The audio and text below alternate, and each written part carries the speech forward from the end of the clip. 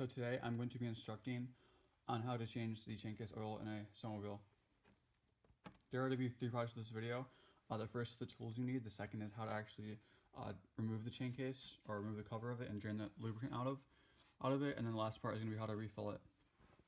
Starting off, the tools you're going to need is a flathead screwdriver, 10mm socket with a socket wrench, ATF fluid, automatic transmission fluid is what that stands for, or gear lubricant, it doesn't really matter. And then the last thing you're going to need, the fourth thing you're going to need is a rag of sorts. And actually the fifth, you're going to need a funnel as well. Totally forgot about that. So let's get started. What I'm going to do is remove these 4 bolts here. 1, 2, 3, 4.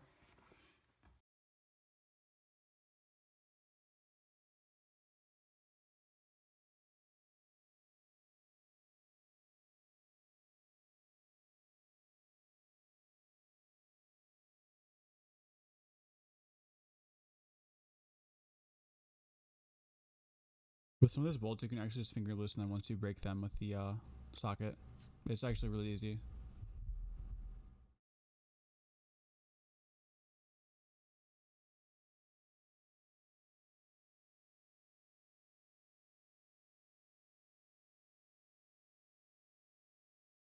After getting this last bolt off, the cover should just fall off.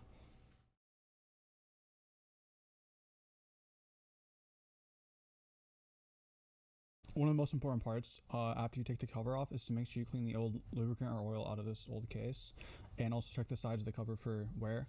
If your bearings are going out in your chain case, then you can tell like by the extra wear on the sides of the cover. As you can see right here, like you can see that there's marks on the side of the cover. So make sure you clean it out really well, make sure the seals are good.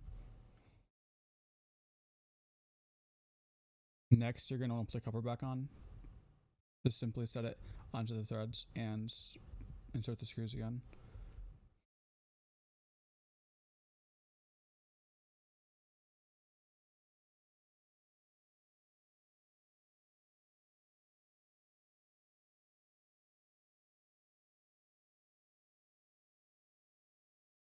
One of the best tricks I found when putting this cover back on is to do diagonal or horizontal screw patterns. That way you have 2 of the 4 in and all the threads line up together, so that way you don't have to find the threads whenever you insert the screws.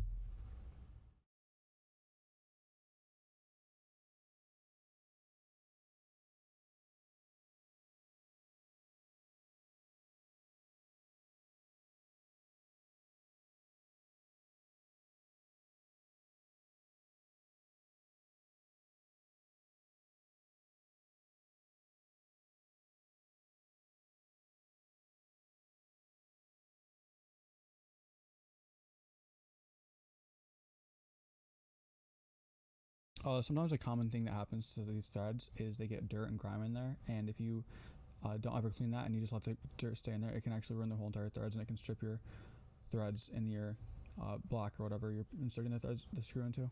So make sure you guys clean those out and make sure that you get all the dirt out of there.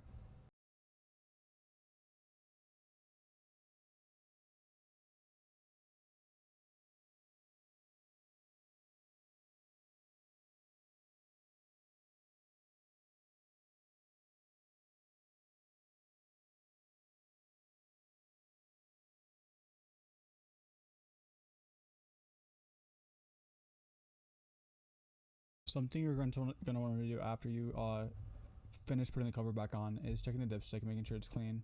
Some people forget to do this and they just let all these old pieces of metal and shavings get into their new oil. Don't let that happen. Clean it off like this. I mean, that's pretty dirty. There's water in there. You can see that there's water in there. That's not supposed to be like that.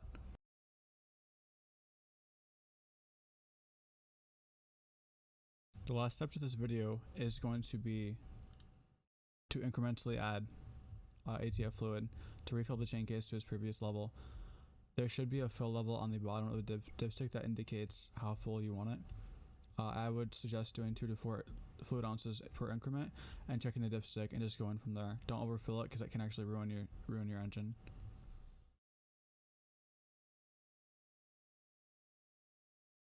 In conclusion, you now know to change the chain case oil in a snowmobile.